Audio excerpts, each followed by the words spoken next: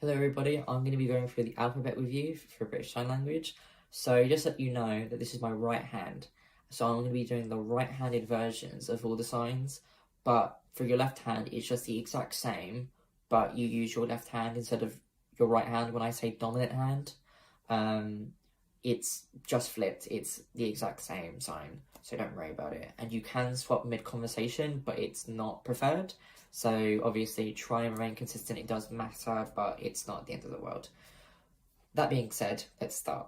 So for A, what you do is that all the vowels are, you get your non-dominant hand and you point out a finger of your non-dominant hand.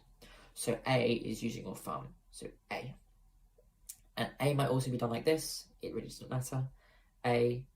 A, left-handed version of it, non-dominant hand for me, A. So for B, what you do is that you get your two hands together like so, and it's B, so you form a B.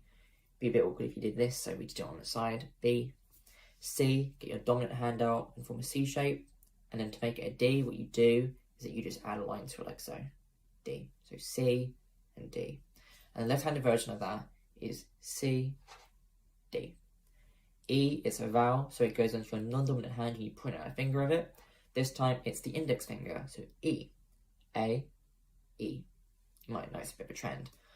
F, what you do is you get your index finger and your middle finger like so, and you overlap them, so F, F. I think this might be the left-handed version. This is the right one. It's such the same thing, it does not matter that much, but F, right? F. Then for G, you get two fists, put them on top of each other like so, G. So this is G. A way you might want to remember it is that it's a bit of a cursive G, so it might look somewhat like this, right? That's how I remember G. It's probably one of my most favourite letters, G, just because it's just fun to, be aggressive in your signing, I don't know. So for H, what you do is that you get a non-dominant hand out, put a dominant hand on it, and slide off. H, H. And the way you might remember it is the sound, so if that had to be a sound, it would probably be H, like H, H. You can see it, maybe. So for I, it's a vowel, so if you've got an idea what it might be, get your non-dominant hand out, point at the middle finger, it's an I. And then J, going right off of that, what you do is that you just draw a J on your non-dominant hand for J. So J, J. You can also use your index finger to do this, so J. And I think the only difference is that one's the northern version, one's the southern version, but I really don't know. Do not quote me on that one. But J. Then for K, what you do is that you get your non-dominant hand, you raise your index finger, and then you get a hook shape. So this is what I mean by hook, right?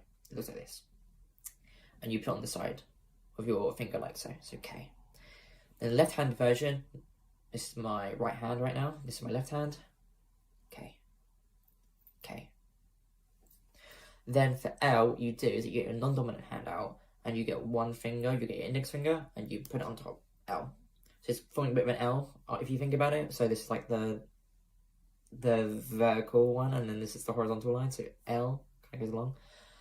M, what you do is that there's three legs and an M, so you get the exact same position as L, get your non-dominant hand out, and you put three fingers on it instead of one. So M, L, M, and for N, you get two fingers. So L, M, and N. For O, it's a vowel, so it goes on your non-dominant hand like so. O. Left-handed version of that. O. For P, pretend like you're about to form the letter K, but instead of the hook nonsense, you get a little O, and you create the P, you create the P shape. So P. Left-handed version of that. P. See, that's what I mean by flipped. So for Q, what you do is that you form a bit of an O with your non-dominant hand, and you get that hook again. This is what I meant by the hook, and you put it through. So it's forming a bit of a K. K. For R, you hold out your non-dominant hand again, like you're forming L or M and N, and you get the hook again, and you kind of face it towards yourself. So R, so you're forming an R shape. Left-handed version of that would look like this. So for S, grab two hooks with your pinky fingers and then kind of have them wrap around each other. a bit of a way that I remember this one is I pretend that they're like sumo wrestling. They're like fighting. S for sumo. I came up with that like literally about 10 minutes ago, so it might not be the best, but it's there. So there's sumo wrestling, S. And then for T, what you do is that you get a non-dominant hand out again, put a finger underneath it, T, T, and it's like you're forming a T shape, right? So this is the top part, then this is the bottom part, the T. But it's not like this, that's not T. This is T. Then for you, got an idea what it might be, got a bit of a guess. It's a vowel, so it goes in your non-dominant hand like so. U. For V, it's very similar to like a lot of the other signs. You get non-dominant hand out again, and get 2 fingers up. You're not signing N though, you're signing V. So V, this is N, this is V. N, V, V. Not NV, not like the words. So V. So for W, what you do is that you get both your hands and you interlock them like so. W, W.